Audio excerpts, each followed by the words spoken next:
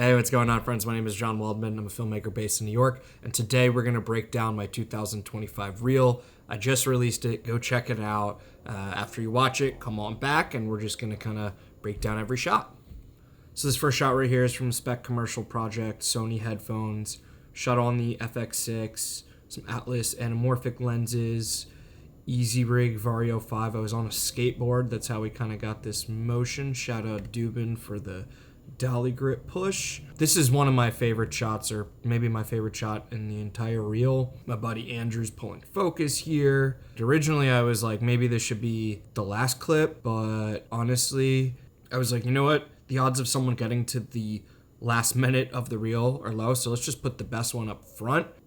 So this next one, this is super sick. This was at Dartmouth. There was like a homecoming thing. It was raining and then there was a big fire. Kind of get this like silhouette. I thought it looked really badass. This next clip I freaking love. This was in Harvard, Dartmouth. It was a rugby finals. First of all, the lighting is beautiful. Golden hour. The color contrast between the red and the green. You have the raw emotion of all of this. Celebrating. Yeah. I remember shooting it and like I was on the headset telling the like producer, I was like, I got a good one right here. I remember catching this in real time. So these next few clips are back to that headphone spec commercial. There's actually 2 of them that we worked on. And yes, the edits are coming. I've been just putting my effort into finishing this. So one of them is focused with my friend Ben and it's on a track. And then the other one is going to be a basketball focus piece. But this is the track one. This is kind of like a product shot. Shout out Dubin for the epic gaffing. We kind of faked this morning light. This clip right here, our main subject, Ben, is actually going to pick up the headphones. We're not going to see that in this. Some stretching, running. And what I did for this kind of whole section was kind of like create little sequences. Again, when I was working with my buddy Eric, he was like, you should make sequences of, different projects just so it could kind of help tell a story if someone's watching it with no music or no context, whatever. If you are working on your reel, go meet up with your homies and do it together. Hey, what do you think of this clip? Hey, what do you think of this clip? You gotta have other opinions, and I guarantee you're gonna come out with something better. So again, those Atlas anamorphics just give these insane, those flares are so sick. This next one, a little field hockey shot in 120. This I love, just like with the water going through. I can't wait to see that episode come together. Colors, the lighting, I love just everything about it. From my documentary Brims of Tradition, overhead FX3. I think this was either the 50 millimeter Carl Zeiss Jena lens. Manually pulling focus. We had like a whole cool overhead rig going for this, and I love like all the different little textures and items and different things. And then we had a light coming from over here. I think it was just like a 300, so that's why it's not super contrasty, but you're definitely getting nice little pockets of light and darkness, and all this stuff all around just creates depth. I wish this was turned around, but that's okay. My buddy Rich, who's the main character of the doc, little disco ball. When the sun comes, it reflects all these little beams of light. So this is all naturally lit. I think this was on the 20 millimeter Carl Zeiss Jena, handheld, and then I had to do a second cut to it. That 20 mil just has such beautiful flare. Again, continuing along with this sequence kind of theme. This is the main A camera for the interview, which I think all we did was bounce a light off the wall with a reflector dish. Shout out Adam and Eli for helping me on this one. Rich's apartment was so cool. There was some sort of, I think, a panel in here set to tungsten, but this was also on the 20 millimeter. So we did the A camera was 20 millimeter, and then the B camera was 50 millimeter. That was a little bit different than what I've done before. I think we were looking at 35 and 85, but I was like, this is such a nice big space. Like, let's really get immersed, into it. So that's why I went with a 20 mil on this. B camera right here. You can see the lighting was nice, got some shadow, and then, but we put, I think, like a really big 5-in-1 over the window, which you can't see, but that's why it's not blown out over here. Really, just always, if you can, bring extra modifiers and stuff. It'll save the day. But I love even just like these little hints of color. So vibrant, and I think the vintage lenses lent itself well to this story, just all this character. I think it looks dope. Had to get a silhouette. I think this might have been on the 135.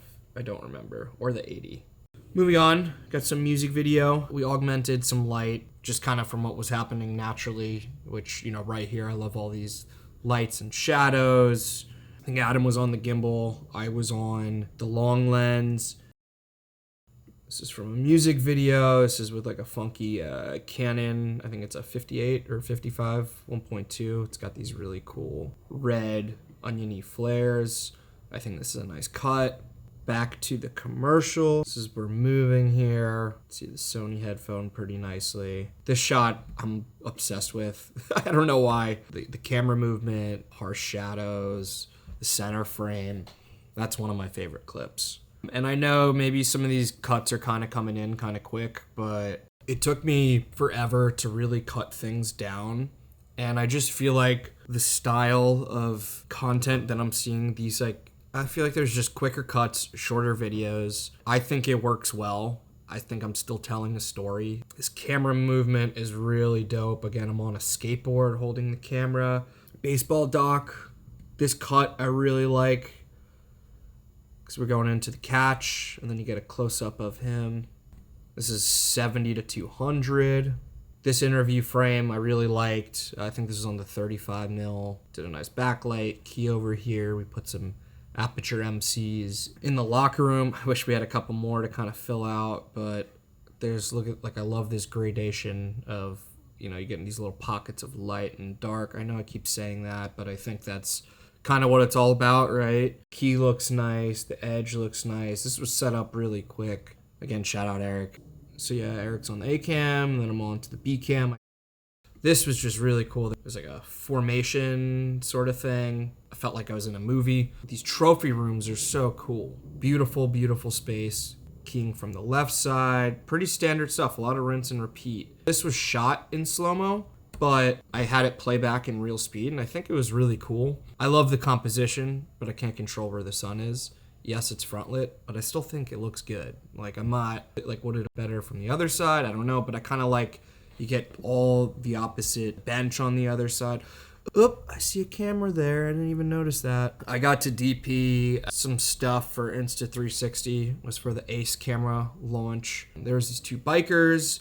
Really nice morning light. This frame right here, I'm like, this is just a really clean commercial product kind of frame. I do a lot of, you know, doc and corporate stuff. I would like to get into more branding and commercial, and I think this kind of showcases, you know, some of my skill. This was another fun one. This was kind of like a POV shot. I like rotted out the Insta360 in front of my gimbal, but I turned the gimbal off. It kind of gave this like POV effect. Kinda. It's not perfect, but the camera screen is perfectly in focus. You can see the models, they're smiling, and I don't know. I think it's a really cool shot. Had to throw KD in there. I've had this clip for a while from this shoot I did. I mean, this is probably like 7 years old at this point. So I was gonna say, I wish I would have had the camera a little bit higher and wish I could see that second eye, but there was other shooters on the side. I was kind of like the BTS shooter here. You know, this keeps making my reel because it's Kevin Durant, but they're not necessarily my favorite clips, but whatever. I think showing that I've worked with famous people is important. Now continuing on with athletes, again, another little section. Barclays Center, it was a Fanatics Make-A-Wish thing. Aaron Judge, Jason Tatum. Again, is it my best cinematography? No. But again, it's like, you know, you're seeing that and you're like, oh, this guy works with famous people. He works with athletes. Continuing on, Neil deGrasse Tyson.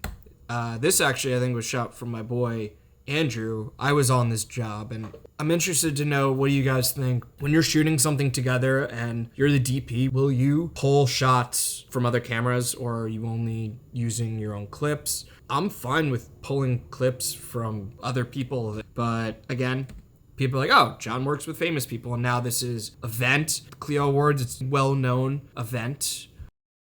This was cool, again, working with Fanatics.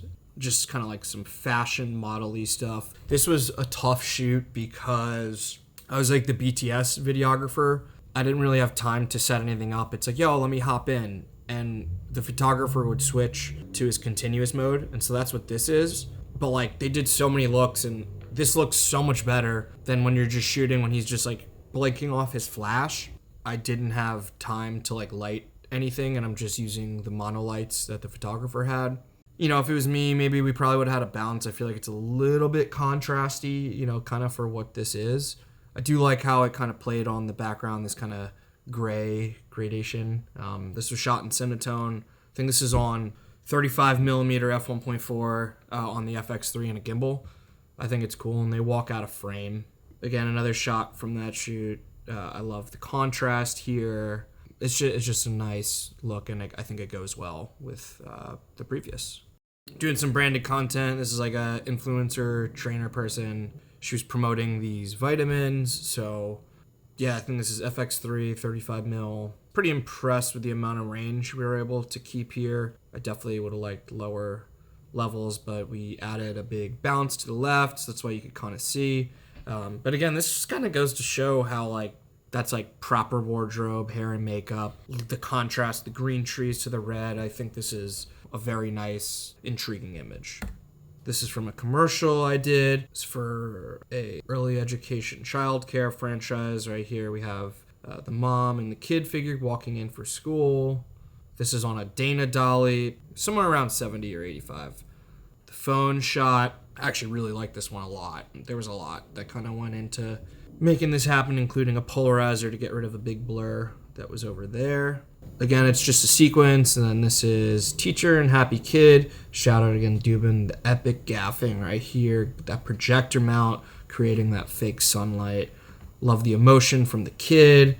So yeah, I think that was a nice little section. Next one was like some branded content for LG. They were like promoting this little kind of like a to-go TV screen sort of thing. Are they the greatest clips? No. But as a compilation, I think it shows, okay, I know how to tell a story. Like, all right, he's holding the thing. And then you got the Men in Black agents walking in. And then, showing all the people. We had them actually, all right, we're going to open this up and act surprised. So, like, I feel like that even looks like a little commercial sort of thing, even though none of these guys are actors. So it was a football game. It was Rutgers and was this Washington? This looks pretty cool with the big crowd. I almost didn't put it in because I was kind of feeling like people on the side. But then I was like, well, it could be like I'm shooting a documentary. No one will know.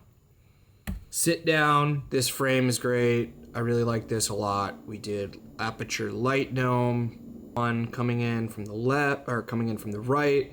Had the spotlight attachment hitting the wall. That is fake.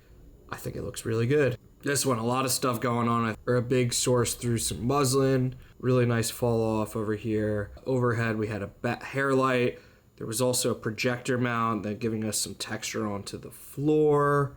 I think we also had a tube kind of lighting this area up a little bit. I was really thrilled with this frame. This is just some basic psych wall stuff. Key light, I don't remember, maybe it was a bounce, something on this fill side, and then a hair light. Nothing that crazy or riveting, but I just kind of wanted to show, hey, I know how to, work in a studio. Commercial project. I think we just used 300B over here, right outside of frame. I think it was the lantern, and then there was also a tube right behind the computer. I don't know, something about the color scheme, the lighting. I think it looks pretty cool. Do some work with a dog treat brand, so wanted to include some of that. It's Charlie McAvoy, NHL player of the Boston Bruins, his dog Otto. They have a partnership with Polka Dog, a Boston-based dog treat company. They have like a signature treat. So this was kind of like from the press conference. It was like the first time I ever used the flashing mode. I think it was on the Aperture 600X. I think it looks great. So it was like a fake press conference, like boom, boom. Went onto the cart where they kind of push and pull all the boxes, kind of getting this POV thing. And, I was getting creative, and I wish I had a behind the scenes picture, but I'm on this dolly cart, like holding my camera. I think it's cool. Interview frame here. This is down in Miami. We have this light kind of coming in from the back. We're keying from the opposite side. We had an edge light. Pretty much, pretty simple standard stuff. But the beauty of this is really just the location. It's a beautiful location. So camera 1, camera 2. I think this was FX6, FS7. So yes, you can match those cameras. This shot I really like. I think this is cool. I like the way the camera moves. Again, shout out Dubin for gaffing.